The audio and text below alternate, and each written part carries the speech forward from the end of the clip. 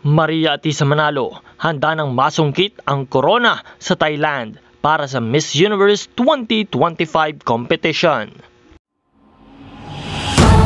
Now 2204, your budget blogger host. Subscribe. Buo ang loob at determinadong lumaban si Maria Atisa Manalo para sa Pilipinas sa darating na Miss Universe 2025 na gaganapin sa Thailand.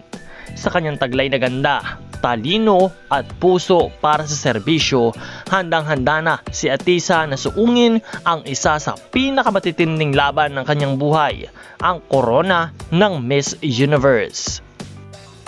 Kilala si Atisa sa kanyang karisma, husay sa komunikasyon at advokasiyang nakatuon sa edukasyon at empowerment ng mga kababaihan. Sa kanyang mga naging panayam, makikita ang lalim ng kanyang pag-unawa sa mga isyong panlipunan at ang kanyang hangaring magdala ng positibong pagbabago.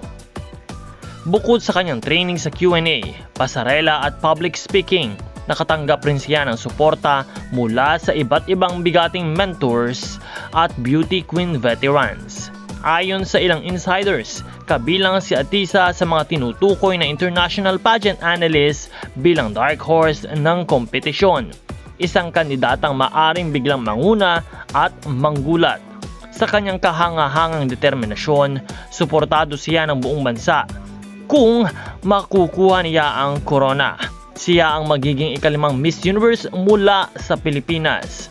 Abangan ang coronation night ng Miss Universe 2025 sa Thailand at sabay-sabay nating ipagdasal ang tagumpay ni Maria Atisa Manalo.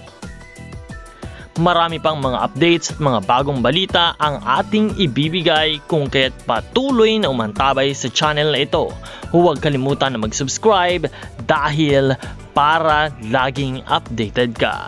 Maraming salamat sa iyong panonood.